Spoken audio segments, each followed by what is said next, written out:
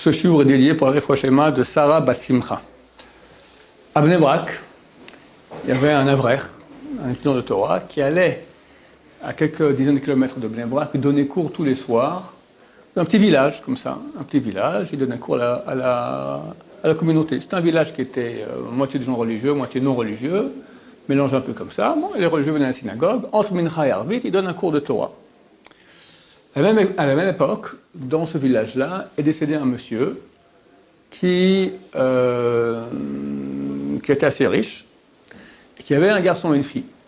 Et dans l'héritage, il a dit, voilà, j'ai 12 millions de shekels à donner en héritage, je donne 2 millions à ma fille et 10 millions à mon fils, à condition que mon fils aille, durant toute l'année de deuil, tous les jours, les 3 prières à la synagogue, faire Kaddish, pour moi.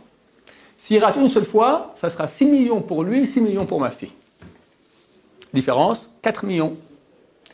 La fille ouvre le testament, elle voit ça, elle dit, c'est certain, mon frérot, anti-religieux comme il est, il va sûrement rater une fois, Baruch Hashem, j'aurai les 6 millions. Il faut que je l'attrape, la fois où il n'ira pas.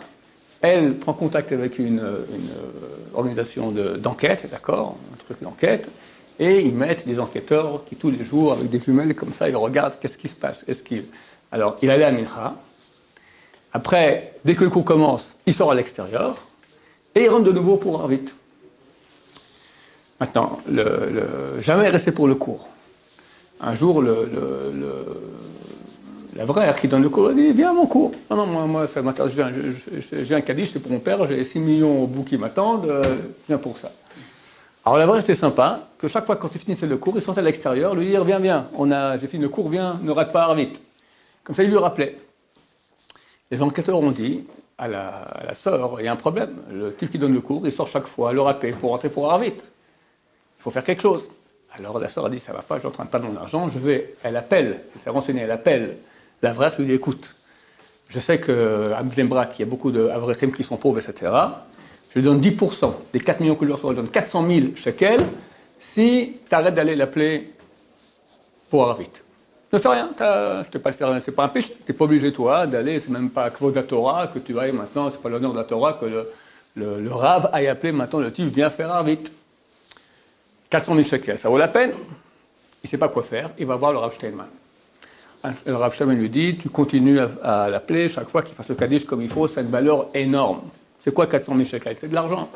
Combien ça vaut l'argent par rapport à l'infini? Le Kaddish qu'il fait, l'élévation de l'âme qu'il fait à son père, ça vaut des millions de milliards plus que ça, parce que c'est de l'infini.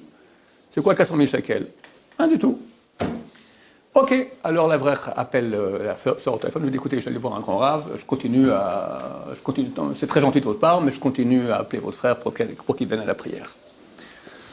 Ok, il continue, puis un beau jour, le frère dit à l'avraire, dis-moi, ça ne te gêne pas comme ça, que chaque fois que tu commences le cours, je sors tout de suite, peut-être c'est pas très kavod, c'est pas très honorifique pour toi. Il dit, écoute, moi j'en ai rien à faire, mais c'est toi qui perds. Pourquoi? Tu ne peux pas imaginer les diamants que je raconte dans ce shiur. Ah ouais, des diamants, moi ça m'intéresse les diamants.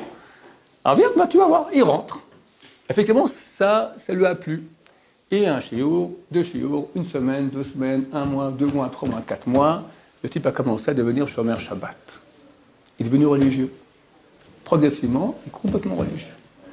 Qu'est-ce que ça fait ce Kaddish-là? Le Père dans le ciel, il a reçu un fils qui a dit Kaddish les 3 fois par jour pendant 1 an, que son argent est maintenant dans les mains de quelqu'un qui est shomer Shabbat, que ça vaut des millions de milliards plus que s'il n'est pas shomer Shabbat. Il a gagné sur tout le terrain.